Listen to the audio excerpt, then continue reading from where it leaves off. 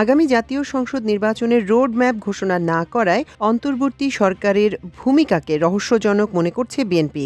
দলটির জাতীয় স্থায়ী কমিটির বৈঠকে সরকারের ভূমিকা নিয়ে চুলচেরা আলোচনা হয়েছে। সরকারের অবস্থানের পরিবর্তন না হলে বড় ধরনের আন্দোলন গড়ে তোলার বিষয়ে আলোচনা হয়েছে। ইতিমধ্যে কিছু দাবিতে ঢাকা মহানগর ও ছাত্রদলের সহনীয় মাত্রায় আন্দোলনের নির্দেশনা দেওয়া হয়েছে। ঈদের পর বিএনপি আন্দোলনের প্রস্তুতির অংশ হিসেবে মাঠে নামবে। ঢাকা সিটি কর্পোরেশনে ইশরাক হোসেনকে মেয়র ঘোষণা ও ঢাকা বিশ্ববিদ্যালয় ছাত্রদল নেতা সাম্য হত্যার দাবিতে ভিসির পদত্যাগ দাবি করে যে আন্দোলন চলছে তা এই আন্দোলনের ওয়ার্ম আপ বলে মনে করছেন রাজনৈতিক বিশ্লেষকরা। বিএনপি নেতারা মনে করছেন, নির্বাচনের রোড ম্যাপ ঘোষণার ক্ষেত্রে সরকার ইচ্ছাকৃতভাবে সময়ক্ষেপণ করছে। তাই সরকারকে চাপে রাখতে নতুন কৌশল নিয়ে এগুতে হবে। এজন্য সরকারের উপর নানা মাত্রায় চাপ প্রয়োগের বিষয় নিয়ে আলোচনা হয়।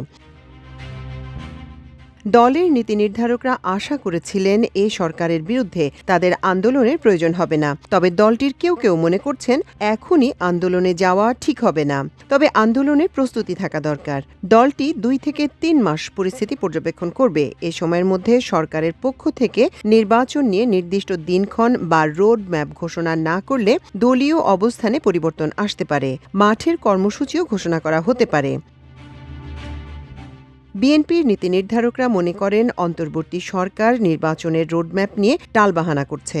নির্বাচনের প্রসঙ্গ তুললেই তারা সংস্কারের নানা কথা বলে, অথচ সংস্কারের কাজেও গতি নেই। কোন কোন সংস্কার আগে দরকার তাও স্পষ্ট করছে না তারা। তাদের সন্দেহ, সরকার স্থায়ীভাবে ক্ষমতায় থেকে যেতে চায়।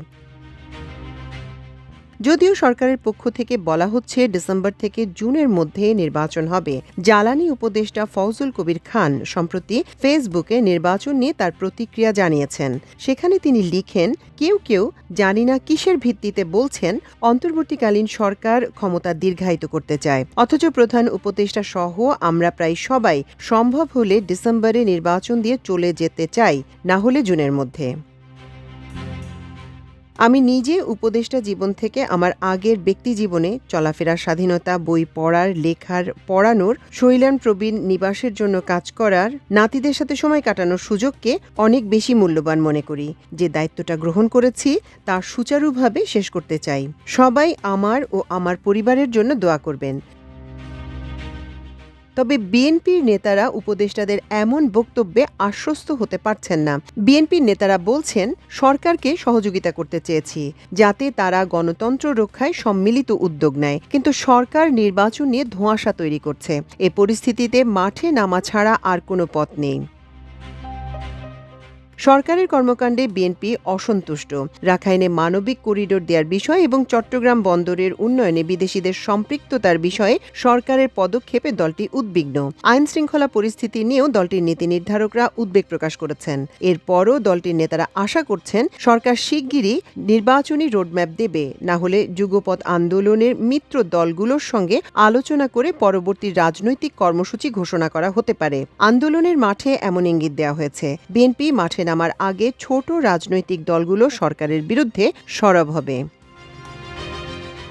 মাল্টিমিডিয়া ডেস্ক, আমার দেশ।